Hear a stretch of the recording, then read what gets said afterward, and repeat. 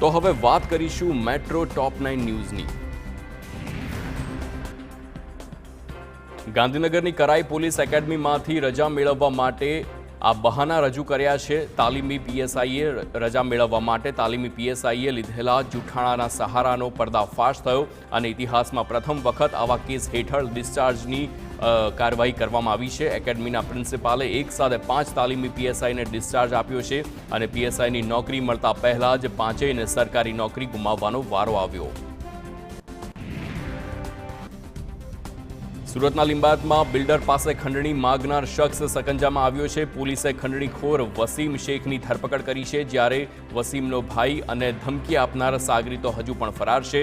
લીંબાયતમાં બાંધકામ ચાલુ રાખવા મુદ્દે આરોપીઓએ બિલ્ડર પાસેથી 1.5 લાખ રૂપિયા પડાવ્યા હતા અને વધુ 2 લાખની ખંડણીની માંગ કરી હતી અને જાનથી મારી નાખવાની ધમકી આપી હતી।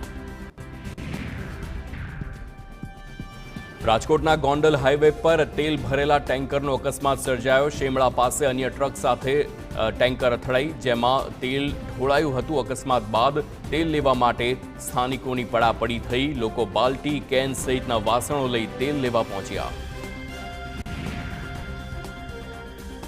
શ્રીરામના દર્શન માટે અયોધ્યાના દ્વાર તો ખુલી જ ગયા છે, ત્યારે વડાપ્રધાન મોદીના આદેશ મુજબ ભાવનગરમાંથી પણ આસ્થા ટ્રેનની શરૂઆત થઈ ગઈ છે। ભાવનગરના નવાપરા રેલવે મથકથી 1300થી વધુ ભક્તો અયોધ્યા જવા માટે રવાના થયા છે। આ દરમિયાન ધારાસભ્ય જીતુ વાઘાણી પણ સ્થળ પર ઉપસ્થિત રહ્યા અને ભક્તોને શુભકામના પાઠવી। અયોધ્યા પ્રસ્થાન કરનાર ભક્તોમાં રાષ્ટ્રીય સ્વયંસેવક સંઘ, વિશ્વ હિન્દુ પરિષદના કાર્યકરો સહિતના ભક્તો પણ જોડાયા।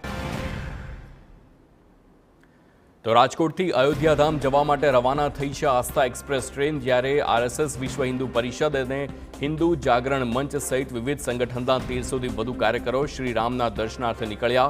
આ ટ્રેન વહેલી સવારે 5:45 વાગે અયોધ્યા જવા માટે રવાના થઈ છે। આ દરમિયાન રાજકોટના મેયર અને વિશ્વ હિન્દુ પરિષદના પ્રમુખ પણ ઉપસ્થિત રહ્યા છે અને તમામ કાર્યકરોને શુભકામના પાઠવી છે। મહત્વનું છે, રાજકોટથી અયોધ્યા જવા માટે આજથી જ આ ટ્રેન શરૂઆત થઈ ગઈ છે, જેથી ભક્તો સરળતાથી અયોધ્યા દર્શન માટે જઈ શકશે।